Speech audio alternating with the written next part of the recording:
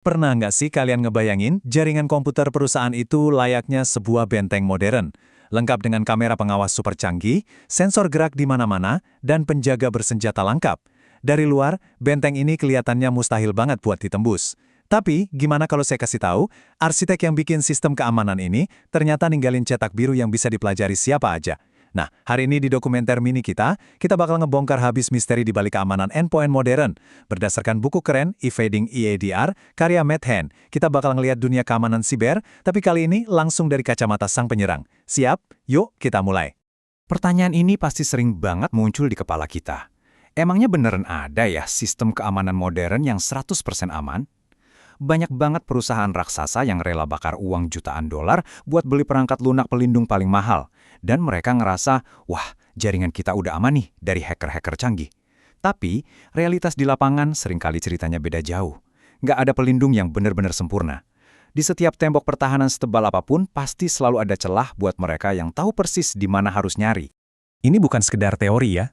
Dan Stuckey, seorang Chief Information Security Officer di Palantir, pernah nekanin satu realitas pahit di industri keamanan siber. Secanggih apapun alat keamanan yang kalian punya, alat itu tetap bisa dikelabui. Buku yang lagi kita bedah ini ditulis bukan buat ngajarin orang jadi jahat atau meretas, tapi buat nunjukin secara teknis gimana sistem pertahanan yang katanya paling canggih saat ini bisa dilewati. Kenapa? Ya supaya kita tahu persis gimana cara nambal celah tersebut. Oke, kita masuk ke bagian pertama, mitos kotak hitam EDR. Di industri kita ini, orang sering banget nganggap sistem deteksi itu semacam sihir. Kita tinggal masukin data ke dalam sebuah kotak hitam ajaib, terus tiba-tiba kotak itu ngeluarin alarm kalau ada hacker. Padahal beneran deh, nggak ada sihir sama sekali di sana. Udah saatnya kita mecahin ilusi itu dan ngintip apa yang sebenarnya terjadi di bawah kap mesin. Jadi apa sih EDR itu? Gampangnya gini, Endpoint Detection and Response itu bukan perisai magis. Dia itu cuma mesin pemproses data yang sangat-sangat kompleks. Tugasnya ngumpulin info soal apa yang terjadi di komputer kalian, ngirim data itu ke pusat, dan nyoba nebak. Ini tuh tindakan dari user biasa atau program jahat sih? Ujung-ujungnya ini semua murni soal pengolahan data. Lanjut ke bagian kedua, anatomi radar keamanan. Biar kita ngerti gimana peretas bisa ngehindarin deteksi, kita harus paham dulu mekanikanya. Bayangin aja EDR itu kayak sistem radar di bandara. Konsep utamanya di sini adalah telemetri. Setiap kali kalian ngelakuin sesuatu di komputer, entah itu buka file Word, jalanin program, atau sekedar ngetik, itu semua ngasilin data mentah yang kita sebut telemetri. Nah, telemetri ini fungsinya persis banget kayak titik cahaya atau blip yang kedip-kedip di layar radar. Sensor EDR adalah antena yang terus-terusan nangkap titik-titik cahaya ini. Tapi kalian mungkin mikir, kenapa radarnya harus ditaruh di setiap komputer? Kenapa nggak mantau jaringannya aja secara keseluruhan? Gini analoginya, mantau jaringan itu ibarat ngawasin rumah dari seberang jalan. Kalian bisa lihat siapa yang keluar masuk pintu depan, tapi kalian nggak tahu sama sekali apa yang orang itu lakuin di dalam kamar. Nah, pemantauan berbasis endpoint alias EDR, posisinya ada di dalam rumah itu. Dia duduk manis di dalam perangkat keras, ngasih detail dan konteks yang super spesifik tentang apa yang lagi terjadi di dalam ruangan tersebut. Makanya, poin yang paling krusial di sini adalah konteks itu raja. Satu titik kedip di layar radar itu nggak ada artinya tanpa konteks. Apakah titik itu cuma burung lewat, pesawat komersial biasa, atau malah jet tempur siluman musuh? Kalau ada program yang buka koneksi internet, itu bisa jadi cuma aplikasi chat kalian yang lagi update status. Atau bisa jadi itu malware yang lagi nyuri data. Tanpa tahu siapa, apa, dan kenapa tindakan itu terjadi, titik radar itu benar-benar nggak berguna buat tim keamanan. Sekarang kita masuk ke bagian ketiga, celah dalam deteksi. Kalau pertahanan kita adalah radar, maka penyerangnya adalah pilot jet tempur siluman yang tahu persis celah radar tersebut. Mereka secara sengaja manfaatin kelemahan sistem ini. Secara konsep, mereka pakai 4 taktik buat ngelewatin EDR. Pertama, bypass konfigurasi. Mereka nyari salah setting dari admin jaringan. Kedua, bypass logis. Nyari celah atau bug dari aturan deteksi itu sendiri. Ketiga, bypass perseptual. Bayangin ini kayak nyemprotin cat hitam tebal langsung ke lensa kamera CCTV. EDR dibikin buta total.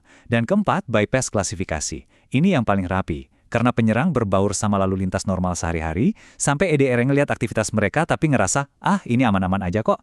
Nah, ini yang bikin repot para defender. Mereka selalu ngadepin dilema besar.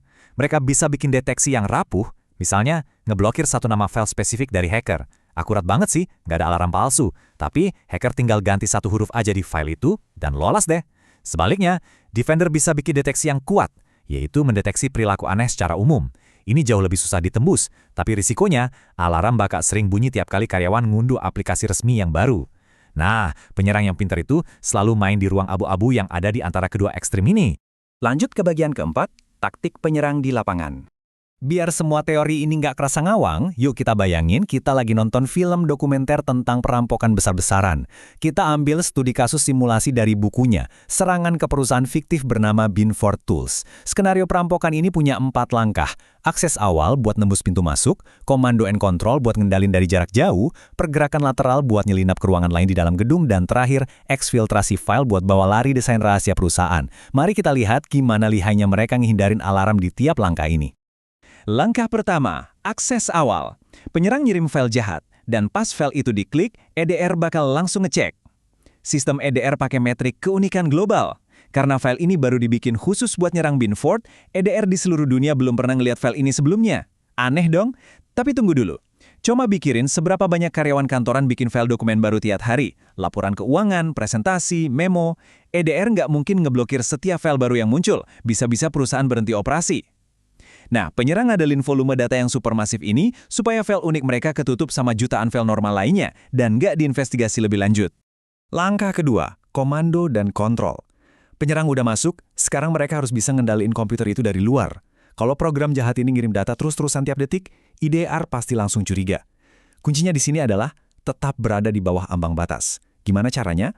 Penyerang bakal beli domain website yang ejaannya mirip-mirip web terkenal, terus mereka setting programnya biar cuma nelpon pulang ke server mereka beberapa menit sekali dengan jeda waktu yang diacak. Jadi polanya bakal kelihatan natural banget, persis kayak karyawan yang lagi asik browsing baca berita. EDR pun ngira ini cuma koneksi internet biasa. Masuk ke langkah ketiga, pergerakan lateral. Penyerang sekarang nyangkut di komputernya resepsionis, padahal targetnya ada di server utama. Kalau mereka langsung membabi buta nge-scan seluruh jaringan kantor, itu sama aja kayak ngebunyiin alarm kebakaran sengaja. Jadi mereka main santai. Alih-alih mendobrak pintu, mereka sekedar nebeng atau membajak koneksi yang emang udah terbuka sah antar komputer. Mereka cari jalur yang udah diizinin firewall, lalu ikut lewat di sana. Mereka benar-benar nyamar jadi aktivitas karyawan yang lagi kerja biasa. Cerdik banget kan? Dan sampailah kita di langkah terakhir, eksfiltrasi. Datanya udah dapat, sekarang gimana cara bawa kabur dari gedung? EDR itu biasanya mantau file yang dikirim keluar pakai Magic Bytes, semacam sidik jari unik di bagian awal file buat ngenalin tipe file itu. Misalnya kode heksadesimal 73606C656D buat file desain 3D. Buat ngakalin filter EDR ini, penyerang tinggal motong Magic Bytes tadi, ngacak datanya, terus baru dikirim. Buat EDR yang lagi mantau, data yang keluar ini kelihatan cuma kayak rentetan teks, error, atau acak yang nggak ada artinya, padahal itu adalah cetak biru bernilai jutaan dolar. Perampokan selesai mulus tanpa ada satupun alarm yang bunyi. Bagian terakhir, sekaligus kesimpulan kita. Perang tanpa akhir.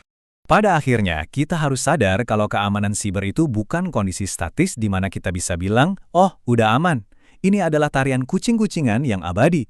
Penyerang bakal terus ngubah taktik mereka buat ngakalin data telemetri, dan di saat yang sama, tim Res Defender harus terus menyesuaikan radar mereka. Ngehindarin EDR itu bukan pakai satu trik sulap, melainkan ngerangkai teknik-teknik halus biar tetap ngumpet di bawah radar.